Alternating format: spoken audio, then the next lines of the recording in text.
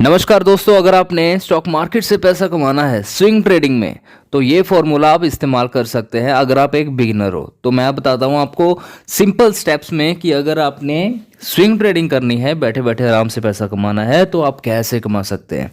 तो सबसे पहले तो यहाँ पे इंडिकेटर आपने चूज़ कर लेना RSI का। RSI में आपने सेटिंग कर लेनी है। यहाँ पे जैसे मैंने कर रखा है RSI अपर बैंड 60 कर रहा है और मिडिल बैंड जो है वो 0 और लोअर बैंड मैंने कर रखा है यहाँ पे 40। तो ये सेटिंग करने के बाद जस्ट आपने सिर्फ एक टाइम फ्रेम चूज़ कर लेना है, जैसे डेली का कर लिया या वीकली कर लिया, है ना। तो ये चीज़ देखनी है। अभी उसके बाद और क्या चीज़ आपने देखनी है, यहाँ पे आपने देखना है कि वो स्टॉक हमें 40 पे दिखना चाहिए। 40 ऐसा मान के चलो ये हमारा एक स्पॉट लेवल है। 40 से नीचे है स्टॉक तब बाय नहीं करना। 40 पे जब होगा तब हमने इसे बाय करना है।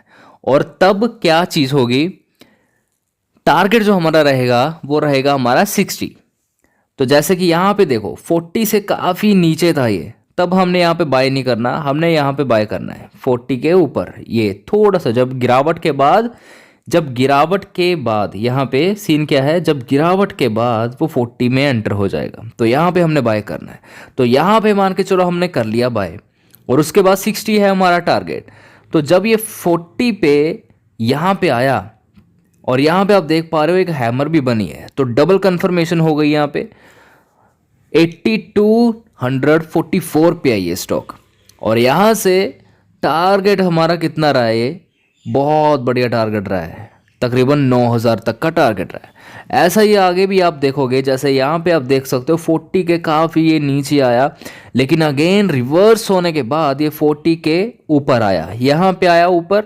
और जैसे ही ये ऊपर आया तो इसने हमको टारगेट कहाँ तक का दिया, यहाँ पे आप देख सकते हो। जैसे यहाँ पे आपने ट्रेड डाल दिया 8290 पे आपने ट्रेड डाला और एग्जिट कहाँ पे आई है 8851 पे।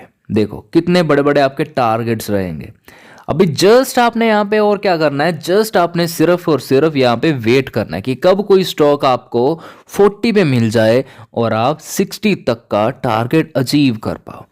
अभी लेट मान के चलो कि आपने 40 पे कोई स्टॉक बाय कर लिया और उसके बाद वो स्टॉक नीचे आना चालू हो गया। 40 पे बाय किया लेकिन नीचे आना चालू हो गया, तो वहां पे आप क्या चीज़ कर सकते हो, वहां पे आपने करना है, आपने यहाँ पे स्पॉट लेवल मार्क कर लेने हैं। अभी मान के चलो आपने इसी लेवल को मार्क कर लेते हैं हम, जैसे कि यहाँ पे आपने बाय कर लिया।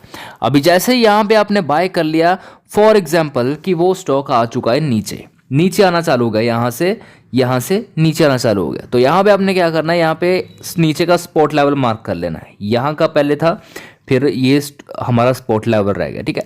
तो जैसे ये स्टॉक यहाँ पे आएगा, थोड़ी सी क्वांटिटी ऐड करके एवरेज कर लेना है, ठीक है। और उसके बाद अगर ये भी लेवल टूट जाता है तो उससे नीचे का स्पॉट लेवल मार्क कर लेना है।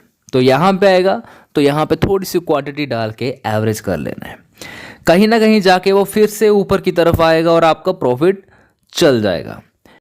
वैसे तो आपने सिर्फ और सिर्फ इतनी सी स्ट्रैटेजी इस्तेमाल करनी है कि कोई स्टॉक नीचे गिरने के बाद जब उठेगा, जब बायर उसमें एक्टिव हो जाएंगे, 40 पे आ जाएगा, तब आपने बाय करना है। मतलब पहले ही सेफ चलना है, कोई भी रिस्क नहीं होगा, पहले ही सेफ चलना है, क्योंकि वहां पे बायर्स ऑटोमेटिकली हैं, क्योंकि वहां पे जो बायर्स हैं वो हैं ऑलरेडी। तो इसीलिए हमने सिर्फ और सिर्फ बहती गंगा में हाथ धोने हैं और कुछ भी नहीं, ठीक है। लेकिन मैं फिर भी आपको जस्ट एक एग्जाम्पल बता रहा हूँ कि अगर फिर भी आपका स्टॉक नीचे आ जाता है तो अच्छी कंपनी अगर है, जैसे मैंने मारुति चूज़ किया, ये गिर नहीं सकती, बहुत बढ़िया मार्केट कैप है इसका, ठीक है। तो जैसे ऐसी वाली कंपनी है तो वैसे ही नहीं गिर सकती वो।